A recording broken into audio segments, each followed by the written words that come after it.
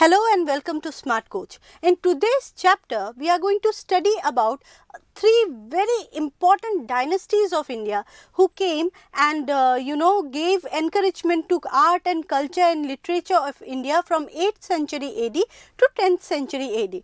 Now, I am talking about a phase when Vardhan dynasty had collapsed and there was a vacuum in India, and many small vassal states had claimed their independence. Out of these, the three states who struggled and came to the top were Pala, Pratihara and Rashtrakuta. So, I am actually talking about tripartite struggle. So, this phase is known as tripartite struggle. I will just write it down.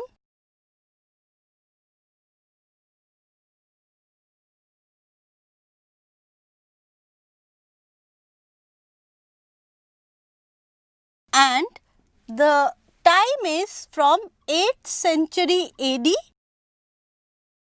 to 10th century AD. So, this is the time when we see there was growth in culture, in art, in literature.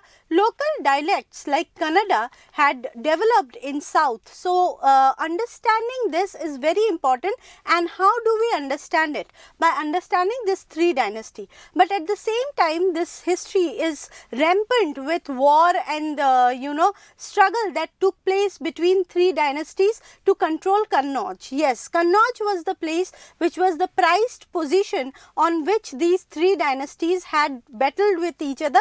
But in this class, we are going to keep the battle phase away because you can read it anywhere.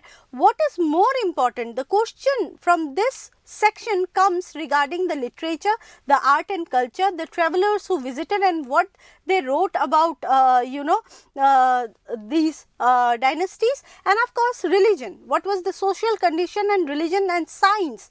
Where did science develop? Because when we look into Gupta period, we know there were great mathematicians and scientists like Aryabhatta, Varahamihira, Brahmagupta, who had given so many important theories and concepts. Where did science went, or medical science went after that is an important question. So, how do we study these three empires or these three dynasties? By of course doing a comparative study or making a chart. You can do the same when you are studying about these three dynasties. First dynasty is Rashtrakuta dynasty that I am going to write here. Then I am going to talk about Pratiharas, who are also known as Gujjara Pratihara, okay, and then the Palas. Now, here since I am already saying, let me talk about their inception. How did they come into existence? Now, whereas Rashtrakutas are concerned, many a times they are said to be the descendant of the Chalukyas of Vengi, or they came from north and then they established their dynasty in south. Whatever be the case, Danti Durga was the founder of Rashtrakuta dynasty and its capital was Manyakhet. Manyakhet was the capital and the founder was Danti Durga.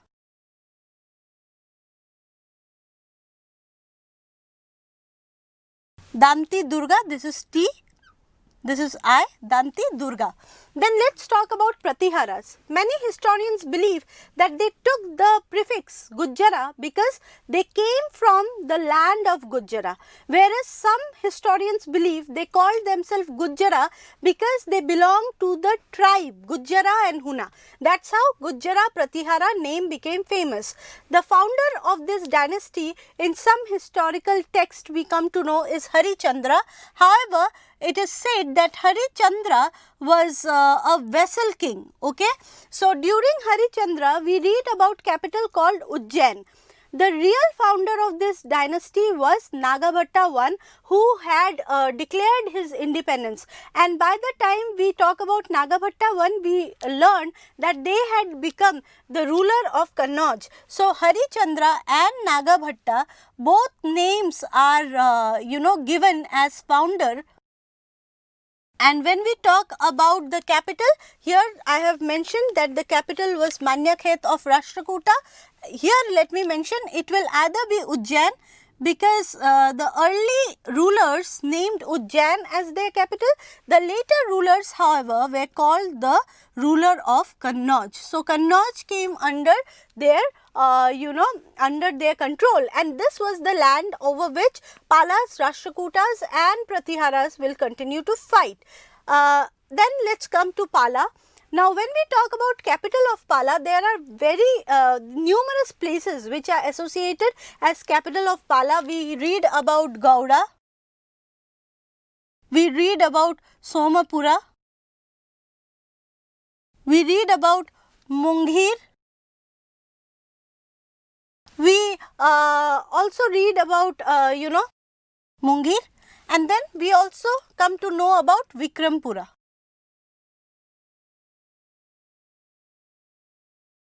The founder was Gopala. It is said that Gopala was elected by the Council of Ministers, and that's the legend of Gopala.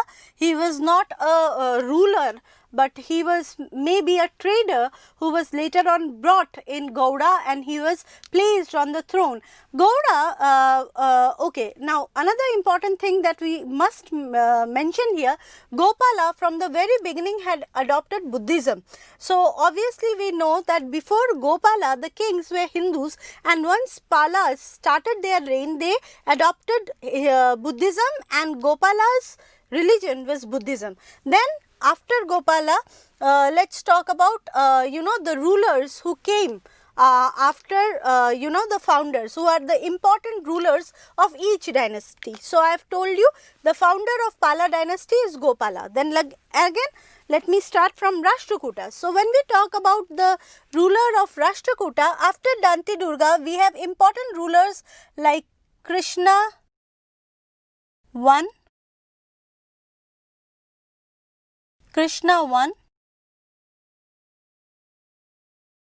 Govinda III and Amogh Varsha. Out of them, Amogh Varsha is very important because there are many literary sources associated with Amogh Varsha. Amogh Varsha himself was a great writer who had written Kaviraj Marga. Then when we talk about Pratiharas, after Nagabhatta I, we read about Vatsya Raja. We read about Nagabhatta II. He is very famous because Nagabhatta II rebuilt Somnath temple. And then we obviously read about Mihir Bhoj. You must have heard about Raja Bhoj because there is a popular saying, Kaha Raja Bhoj, Kaha Gangu Teli. That saying comes from Mihir Bhoj because of his immense contribution to art and literature. Now, when we talk about Pala dynasty, they were also not too much laid back from other kings. They also contributed immensely to the development of art and literature. After Gopala, we read about Dharmapala. Then we read about Devpala. And of course, there is Mahipala. Each of these Pala rulers contributed immensely to the growth of art and literature, and many stupas and viharas are associated with them. Then again, there are important travelers who came. Now, if you know, by 7th century AD, in fact by 8th century AD, we see Arab invaders coming to invade Sindh province of India, and much before that, by 7th century AD, Arab traders had come to India and they had started discussing about Indian dynasties, especially Rashtrakutas, because they were in Deccan, and Arab traders came through sea route and they landed in the ports of Rashtrakuta Empire. In fact, the first Jama Masjid was constructed in Rashtrakuta Empire. So, what does Arab traveller talk about Rashtrakuta? Arab travellers call them Malik al-Mulk or Muluk. Both the words are used, which just suggest that they were emperor of the land that they were ruling. So, it simply portrays them as an independent dynasty who have many vessel king. That's why they are Malik al-Mulk. This is what they are called. Then when we talk about Pratihara, the famous traveler, Arab traveler al-Masudi,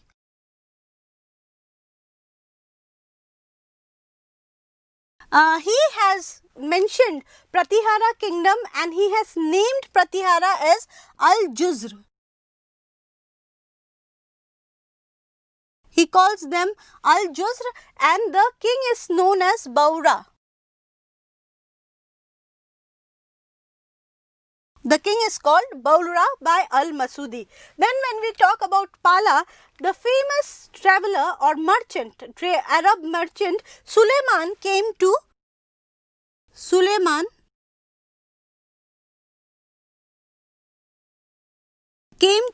Pala Empire. He stayed there and he wrote a book about Pala Empire which he named as Ruhma.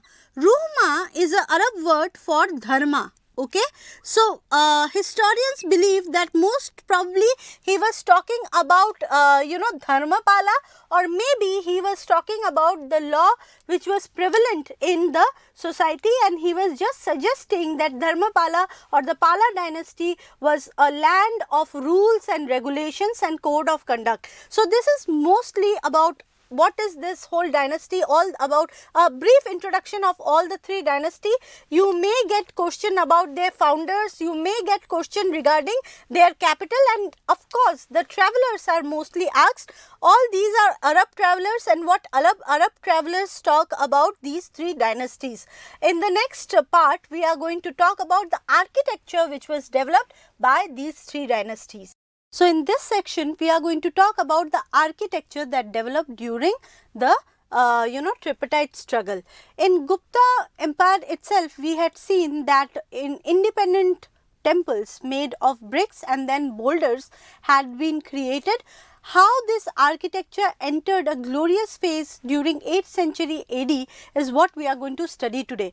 Now when we talk about Rashtrakutas, they continued with the style called Pallava style or the Dravidian style of architecture. Now if you remember, I have already told in ancient Indian history that in India temple architecture entered into a distinct phase where two different school of architecture developed or temple making developed. One was Nagara, another one was Dravidian. When we look into Rashtrakutas, we see that they continued with the Dravidian style which is also known as Pallava style.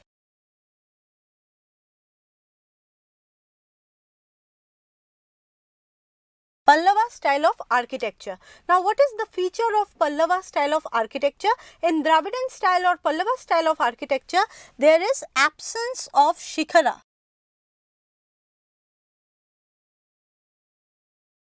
You can refer to the chapter where I have discussed the Nagara style of architecture and the Dravidian style of architecture, and there I have given elaborate description about what is shikhara. For your convenience, I can say that in any Nagara style of architecture, you will find an elaborate shikhara built on top of the sanctum sanctorum. You can check the image of Jagannath Puri, which is a famous example of Nagara style of architecture. It is the shikhara which goes in a triangular manner, and then on the top of the shikhara you have the flag resembling the sovereignty of God over his people. Fine, so that is the shikhara, and in Pallava style we don't have shikhara. What we have is Vimana, which is the story which elevates in a pyramidical way. Now this style was followed in Rashtrakuta as well, and with that we see the growth of rock cut temples, rock cut cave temples. Plus we see the growth of sculpture making. Now sculpture making was propagated from the time of Kushanas. By the time we come to Rashtrakutas, it had gained much more skill or much more artistic influence or artistic specification as we talk about the sculpture. Now temple, rock cut temple. Earlier also we had rock cut temples, and these temples were used as viharas by Buddhist monks. We have talked about the Baraba Babar Cave Temple. These temples were made more artistic after 1st century AD. The wall of these temples were decorated with the scriptures, and then the inner part of the temple were further made into rectangular space, and in the wall you will find the sculpture of various god and goddesses associated with the mythology.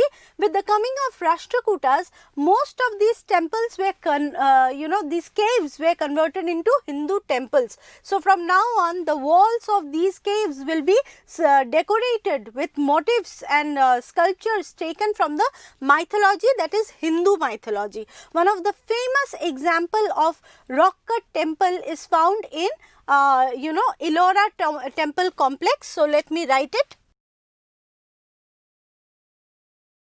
Ellora temple complex,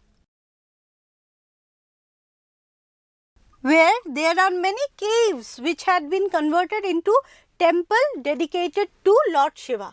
Then from temple building we see the growth of monolith rathas. What are rathas? These are basically the a square platform or sanctum sanctorum. On top of sanctum sanctorum directly a shikhara is made. Such ratha making became very famous during Rashtrakutas, and you will see the climax of such ratha construction in Mahabalipuram and Kanchipuram, which is in Chennai, in Madras, or in Tamil Nadu. You can see these famous rathas which are there. So ratha building started during the time of Rashtrakutas, and then a very famous example of such construction which developed not into a small minuscule ratha but into an elaborate temple is the Kailashnath temple, which is dedicated to Lord Shiva and which is present in the Ellora temple complex. So this Kailashnath temple, if you see,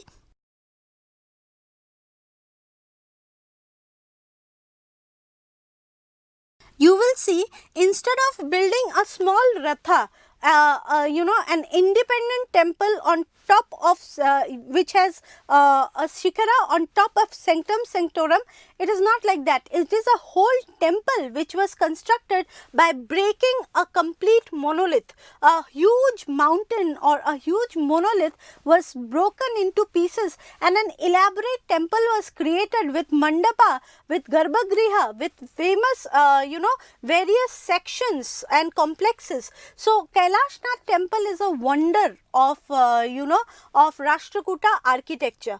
Then when we talk about sculptures, if you have to see sculptures, the Elephanta caves give us very good example of sculptures. We have Ardhanarishwar and Mahesh Murthy. It's Mahesh Murthy. Okay, so these sculptures, Ardhanarishwar and Mahesh Murthy sculptures of Elephanta cave are famous example of sculpture building in Rashtrakuta Empire, though many historians believe that they belong to Kalachuri dynasty, which was going to come in the later stage at Karnataka, but one must accept that the beginning of these sculptures, huge lifelike sculptures in Elephanta cave, must have been done by the Rashtrakutas themselves. Now let us talk about Pratiharas. Now when we talk about Pratiharas, they demonstrated a unique style which was of course Nagara style. Like Rashtrakutas gave impetus to Dravidian style, Pratiharas gave impetus to Nagara style, but at the same time they introduced open pavilion.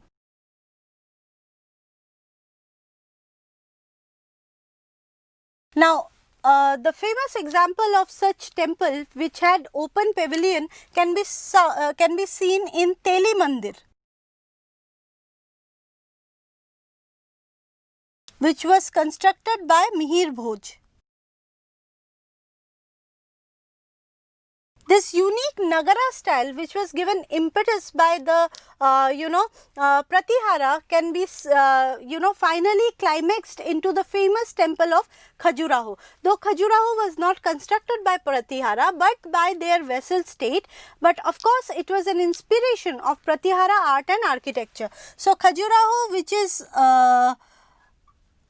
a World Heritage Site today, is famous for the sculptures. Now, sculpture building was also seen to have gained growth in Pratihara time, because huge sculpture of Jain Tirthankar were constructed in the northwestern part of India in various temples, be it Mount Abu or in other parts, and all that it was basically the climax of the the impetus that Nagara style architecture found during Pratiharas. Now let's talk about Palas. While we see that Rashtrakutas gave impetus to the Deccan style of architecture, that is the Dravidian temple architecture, and Pratiharas gave impetus to the Nagara style architecture, under Palas the monasteries, viharas and stupas developed. So, the first example of such monastery is Odantapuri. This monastery was built by Gopala. Then when we talk about his successor Dharmapala, he was much more he had much more contribution, like he constructed Vikramshila University,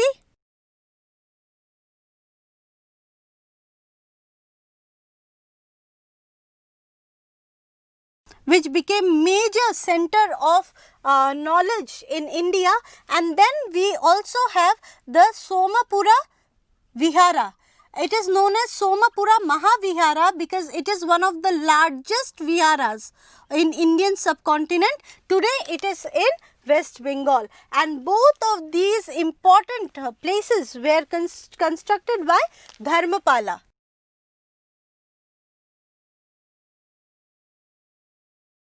When we talk about his successor Devpala, Devpala also had lot of contributions, especially in the renovation and maintenance of Nalanda University. It is said that the Java's king Bala Deva Putra, Bala Putra Deva actually, it is Balaputra Deva, who was the king of Java, had sent a missionary, and he had requested Devpala to allow him to construct a monastery in Nalanda, and Devpala not only gave permission for the construction of monastery in Nalanda, but he assigned officers to look into the maintenance of Nalanda. So, Nalanda University was again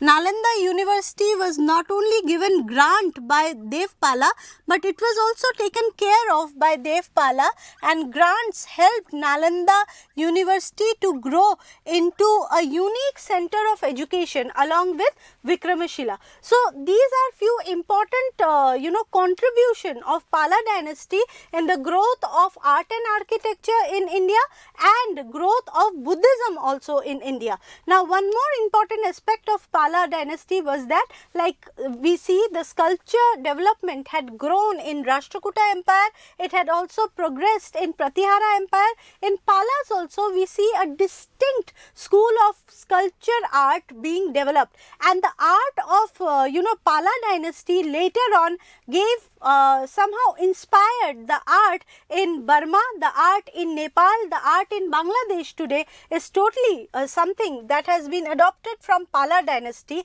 and also the art in Sri Lanka was actually inspired in a way from Pala dynasty, because they had sent the Buddhist scholar to Tibet, to Burma, to Nepal and to Sri Lanka. So, this is all about architecture that developed during this time. In next section we are going to talk about literature and science. Now, here we are going to talk about the literature, the language and the science that developed during these three dynasties. Let's start with Rashtrakuta dynasty. Now, since they were in Deccan, they gave patronage to two important languages. Sanskrit was obviously a language of common discourse among the elitist class, because Sanskrit had been revived during Gupta period, and from then on it became the language of art and literature. So, obviously Sanskrit was there, but a local dialect Kannada was also given patronage during Rashtrakuta Empire,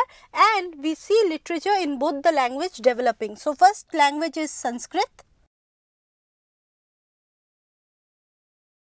and with that we see the growth of Kannada literature. Now, when we talk about Kannada literature, Amoghavarsha, the king of Rashtrakuta Empire himself, was a prolific writer, and he wrote a book called Kaviraj Marga. So, let me write the name of the writer, Amoghavarsha, and his book's name was, let me write it here, Kaviraj Marga. So, in this book he talked about how poetry should be composed in Kannada and what are the laws related to the composition of poetry. Then other important Kannada writer at that time were Adi Kavi Pampa. He wrote the famous book Adi Puran. Then another important writer, Kannada writer, is Sri Ponna, and he wrote Shanti Puran.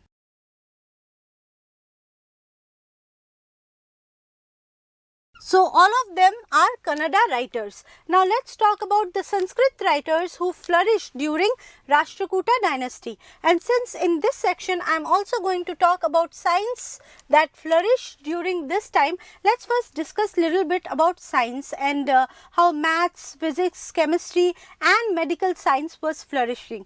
Many historians believe that this was the time when science actually saw a downfall. There was not such such great work as seen during the Gupta period, and whatever was written was commentary on the work already which had been done during the Gupta era. But many Arab historians on the contrary believe that they had very high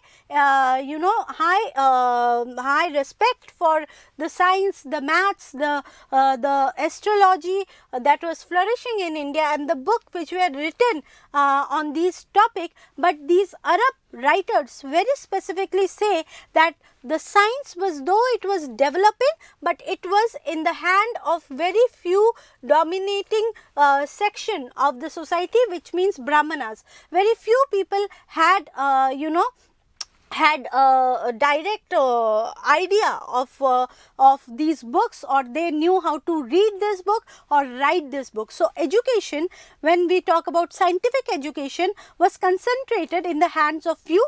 In Hindu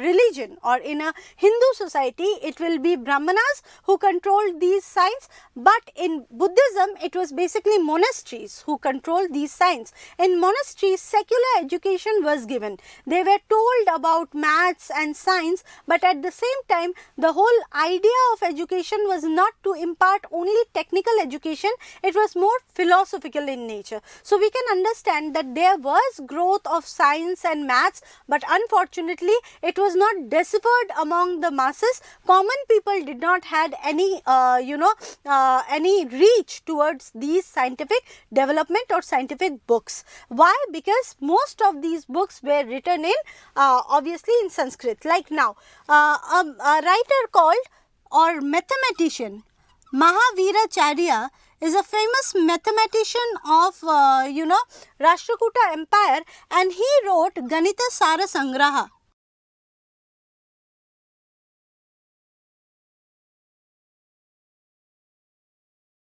But as you can see, this book was written in Sanskrit. Then obviously it was not available for common masses. Common masses could not have understood it who did not know how to study the elitist Sanskrit. Another important writer of this time was Somadeva.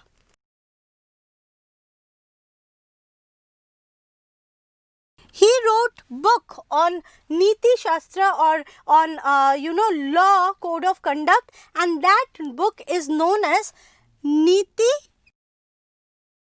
Vakyamitra.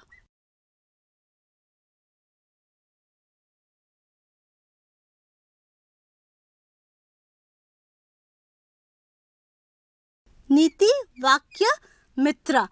Now, other than them, there was another writer called Trivikrama. Now, Trivikrama wrote about the art of writing a section, a prose or poetry. So, his book, let me write the name of the writer.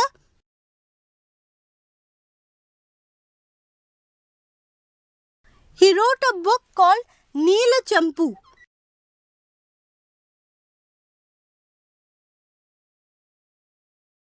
Now, many people who have heard the word champu and who know that we usually call champu in India to those people who don't know or don't understand anything, who are foolish. So, the word champu is used to donate them. They should not laugh at the word champu because Neela Champu or champu in itself is a style of literature. Champu means the literature which contains prose and poetry both. And Trivikrama, he gave the law regarding how a champu literature should be composed. So, his book is known as Neela Champu. I hope it is clear. Somadeva wrote Niti Vakyamitra. It is Mitra. For your understanding, let me write the word Mitra here for a better clarification, and Trivikrama wrote Neela Champu. Now, when we come to Pratiharas, there was this great writer Rajashekara who flourished in Pratihara court. Pratiharas gave patronage to Sanskrit, and Rajashekara wrote lot many books in Sanskrit. So, what were the important book of Rajashekara? Let me write it down.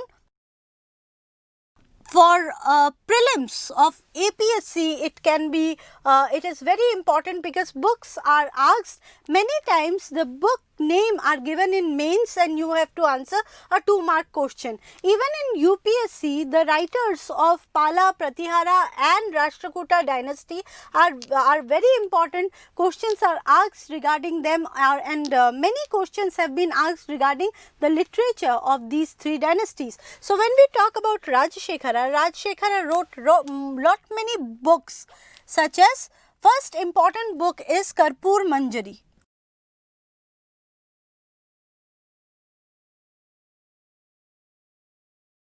Along with that, he wrote Bala Ramayana. He wrote Bala Mahabharata.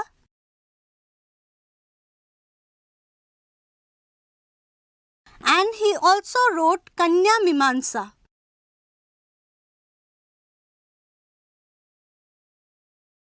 So, Rajashekara wrote lot many important books in Sanskrit and they are very famous, especially Karpur Manjari. Now, let's talk about Pala. Palas gave patronage to Sanskrit, but this is the time when Prakrit and Pali and Sanskrit created a new kind of language which is known as Abhahata.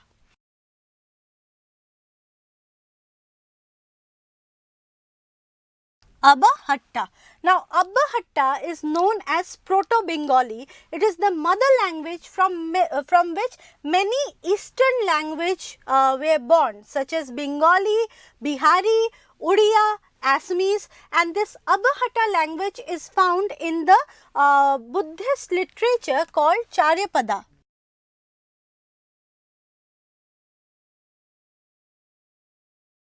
What is Charyapada? This, literature, this Buddhist literature is associated with Vajrayana Buddhism.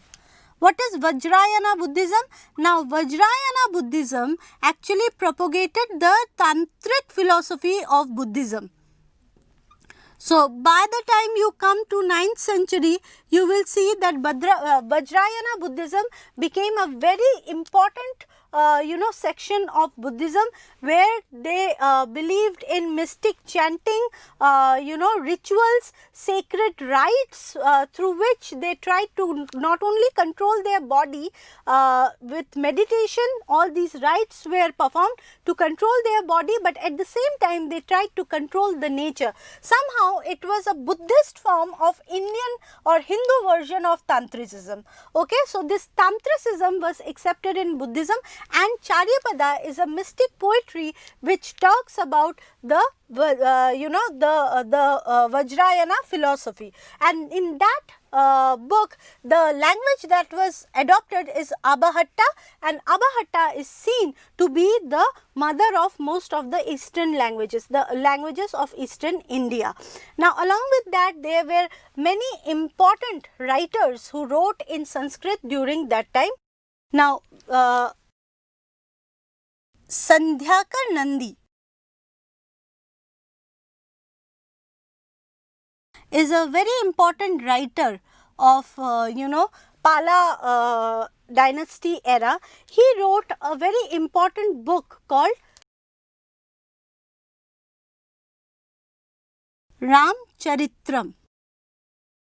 Now, this book is actually eulogy of the Pala rulers, and their rule has been compared with the rule of Lord Rama, and it has been shown how Pala rulers have been able to introduce a society of dharma. Then, as I told you that science was also developing, so was medicine. The medicine literature on medicine had been there since the time of Kushanas. We read about Charaka Samhita, we read about Shushruta Samhita, and during Pala also there was this writer called Chakra Pani Datta, and he wrote a book called Chikitsya Samgraha, and it is a book on medicine. It is a book on medicine which is very famous.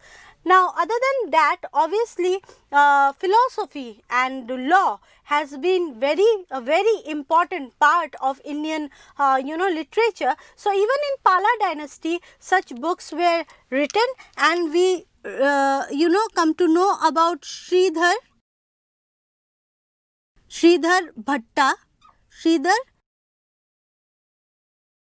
Bhatta, and he wrote a book called Nyaya Kundali.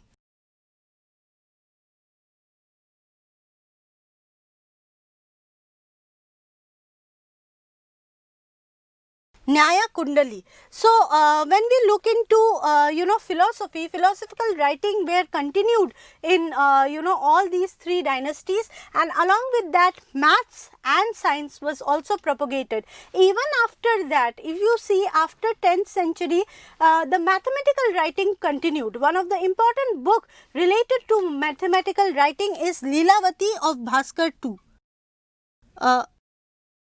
Leelavati, written by Bhaskar II. Now, this book is an important book of mathematics, and when we look into important books, there is one important book which is studied even today. I think after Arthashastra, this is the next book which is studied in history to understand the historical development in India is Raj Tarangini, Kalhana's Raj Tarangini. So, let me write it here. Raj Tarangini, and it was written by Kalhana. Now, why Raj Tarangini is so important? Because this is something which is very different from Prashastis. Now, from the time of Samudragupta, Prashastis had become very popular. Inscriptions were written where the life of a king was eulogized, and they were so magnificent that they were exaggerated. But Kalhana's Raj Tarangini doesn't look like an exaggeration. Being a Brahmin, he was very critical about the policies adopted by the kings of Kashmir. So in Raj Tarangini, we see the first germ of true history writing, where the writer is not patronized by the king, or he has not been made to speak exaggerated truth. He is just putting the facts as it is. However, one has to understand that Kalhana himself was the product of his society. As such, Brahminical prejudice is very much clear in his writing, especially when he says that women should not be given the reign of the empire, and he is highly critical about women empresses of Kashmir. So this is all about literature, this is all about science that was flourishing in the tripartite struggle. I hope this class was helpful for you. We will meet in another class with another topic of medieval India.